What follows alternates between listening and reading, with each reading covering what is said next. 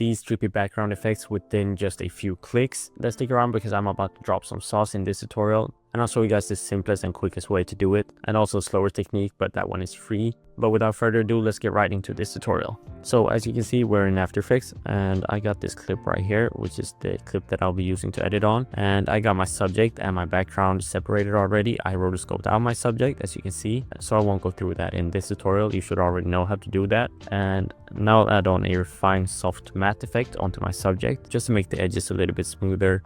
As you can see, like, the mask isn't the smoothest right now, but we'll add on the refined soft matte and turn down the additional edge radius to like 5 and bump up the feather just like this. And now it looks a little bit smoother. So now after doing that, we are ready to add on the background effects. And basically to do that, I'll be using my new extension that I just dropped, which is the VFX kit. Basically all I gotta do is head up to the VFX kit, and right here it says Roto Effects. So in here you can see a preview of all of the background effects and all of the roto effects in general, because I got more than just background effects in this plugin. But just like you can see right here, we got a bunch of different effects, and all you got to do to apply one of these effects, like if I want to apply this warp splash, this one is really sick. All I got to do is put my mouse over it, select my background layer, and then just click on it just like that. To be honest, it's never been easier. Like, my keyframes are lined up and everything. Of course, if I want to tweak them, I just gotta move them back or move them in. And all of these effects are of course customizable. So as you can see, we'll have this effect like applied directly onto our layer. And this extension has 150 effects in it. So this is really essential for music video editors. Like, we got shakes in here, as you can see, a bunch of those. There are some basic ones, there are some trippy ones. So it's basically something for everyone.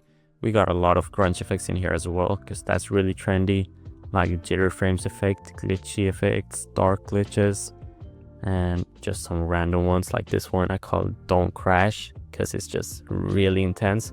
And then we got some like brain rot look in here, like this static one. But you get the point. We have a bunch of things in this extension, and this just dropped, so it's the V1 as you can see, but there will be more updates in the future.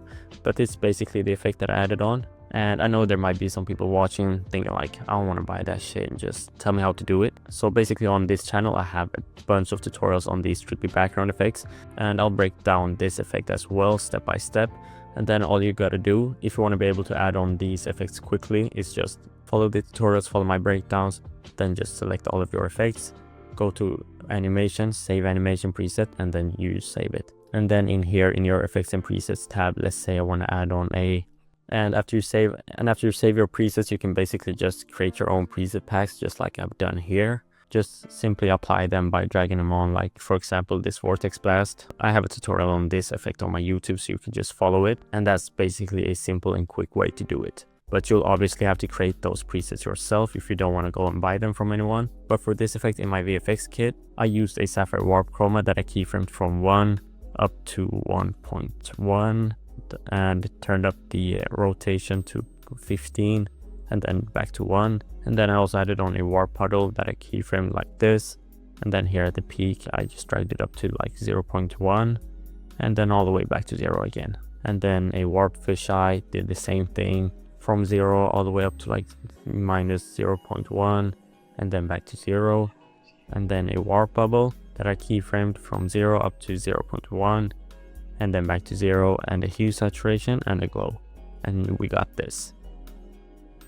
So there are a few ways you can create these type of effects, but as you've probably figured out by now, I'll have the VFX kit linked in the description, so if you want to go and check it out, it'll be linked there. But thank you so much for watching. If you watched this far, let me know what you want to see next in the comments, and I'll see you in the next one.